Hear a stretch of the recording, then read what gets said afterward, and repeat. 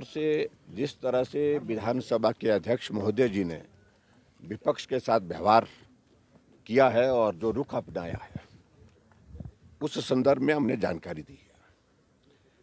Budget सत्र हिमाचल प्रदेश में आजकल चल रहा है विधानसभा में, और बजट सत्र में जो कट मोशन पर चर्चा होने के बाद जब मंत्री विभाग का उत्तर देते हैं, उसके बाद कट मोशन पर वोटिंग होती है, और वोटिंग के समय अगर वॉइस वोटिंग अपोजिशन वालों को कन्विंसिंग ना लगे तो वहाँ डिवीजन ऑफ वोट जो है वो मांगने का अधिकार है,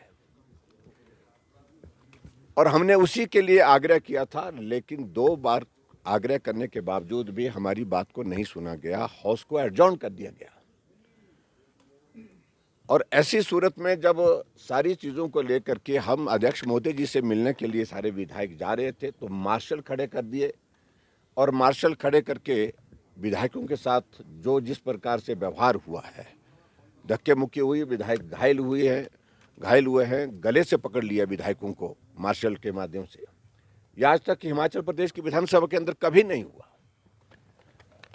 और उसके बाद जब हम उनको मिलने के लिए उनके ऑफिस में प्रवेश किए तो अध्यक्ष महोदय मुकर जाते हैं, कहते हैं कि हमने तो आदेश किए ही नहीं है, मार्शल किसने लगाए। और जो सिक्योरिटी इंचार्ज है वो बोलते हैं कि हमको स्पीकर साहब के आदेश है। तो ये सब दुर्भाग्यपूर्ण परिस्थिति है। और दूसरी बात मैं इस बात को लेकर के ज़रूर कहना चाहता हूँ, जो घटनाक्रम घटित हुआ है हिमाचल प्रदेश में राज्यसभा के चुनाव के परिणाम आने के पश्चात, भारतीय जनता पार्टी के हमारे जो प्रत्याशी थे हर्ष महाजन जी, वो जीते हैं और सरकार बहुत बड़े बहुमत में थी, उसके बावजूद भी जीते हैं। और स्वाभाविक रूप से जो जीतने के जो सारी चीज़ें घटनाक्रम जो घटित हुई हैं सब वहाँ पर, उसमें अगर हम देखें तो वर्तमान में कांग्रेस की सरकार को सत्ता में रहने का कोई अधिकार नहीं है, यही मैं कहना चाहता हूँ। और वो अभी जो जानकारी हमने इस संदर्भ में खासतौर से जो घटनाक्रम घटित हुआ पिछले दिनों में, उसके बारे में अपनी जानकारी जो है हमने महामहिम राज्यपाल महोदय जी को दी। सर, डिवीजन ऑफ फोर्स होगा सर, आज डिवीजन ऑफ फोर्स होने की देखिए, हमें कई तरह की एप्रीहेंशंस हैं कि जिस प्रकार से व्यवहार विधानसभा अध्यक्ष का है वो हमारे विधायकों को सस्पेंड कर सकते हैं ताकि कंफर्टेबली बजट को पारित किया जा सके। ये भी एक आशंका है जो हम जाहिर कर रहे हैं।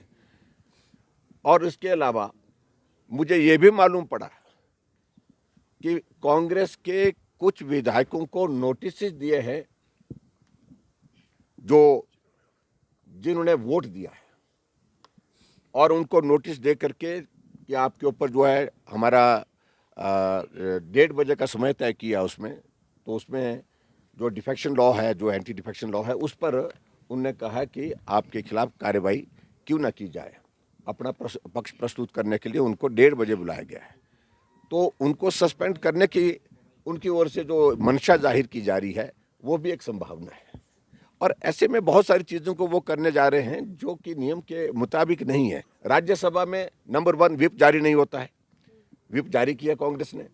दूसरी बात, राज्यसभा में कोई क्रॉस वोटिंग होती है तो उसमें वो इनवैलिड नहीं होता है, उसके लिए तो इलेक्शन कमीशन ने क्लियर गाइडलाइंस की। और जबकि मुख्यमंत्री बार बार यही कहते रहते हैं कि अगर आपने क्रॉस वोटिंग किसी ने भी की तो वो वोट इनवैलिड माना जाएगा, लेकिन उसमें इलेक्शन कमीशन ने डायरेक्शन दी, इसमें वो फिर वो चुप हो गए, उसके बाद कोई जवाब नहीं दिया।